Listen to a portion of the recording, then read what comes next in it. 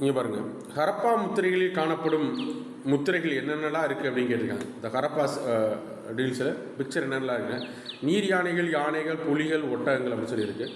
சிந்து சமவெளி நாகரிகத்தை பொறுத்தவரை ஸ்கூல் புக்கை பொறுத்தவரை 6th புக்கில் இருக்கும், 9th புக்கில் இருக்கும், 11th புக்கில் இருக்கும், அப்புறம் 11th எத்திக்ஸ் புக்கில் இருக்கும். மொத்தம் 4 பாடத்தில் சிந்து சமவெளி நாகரிகத்தை பற்றி நம்ம தகவல்கள் இருக்கும். எல்லாமே ஒரே மாதிரி இருந்தால் கூட கொஞ்சம் கொஞ்சம் தகவல் மாறுபடும். சரிங்களா?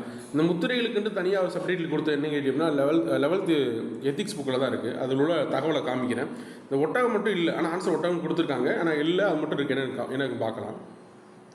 இங்கே முத்திரைகள் சிந்து சமவெளி பண்பாட்டின் மிகச்சிறந்த கலைப்படைப்புகள் திகழ்வன முத்திரைகளாகும். அகழ்வாரத்தில் சுமார் 2000 மேற்பட்ட முத்திரைகள் கண்டுபிடிக்கப்படும். இவற்றில் பெரும்பாலான திமிழர் இருக்கும் காளை, எருமை, புலி, காண்டாமிருகம், வெள்ளாடு, யானை போன்ற விலங்குகள் உருவங்கள் பொறிக்கப்பட்டுள்ள முத்திரையாகும். பல முத்திரைகள் எழுத்து குறியீடுகளை கொண்டுள்ளன. ஆகவே சிந்து சமவெளி மக்களின் வரலாற்றை அறிய உதவும் இன்றியமையாத சான்றாக முத்திரைகள் திகழ்கிறது அப்படின்னு கொடுத்துருக்காங்க. இதெல்லாம் அங்கிட்டு பாருங்கள் என்னென்ன கொடுத்துருக்காங்கன்னு சொல்லிட்டு. சரிங்களா? யானை தெரியல, நீர் காண்டாமிருகம் தெரியல, காளை தெரியல போன்றவற்றை என்ன செய்யிருக்காங்க, வெள்ளாடு போன்றவற்றை என்ன செய்யிருக்காங்க முத்திரைகளாக கொடுத்துருக்காங்க.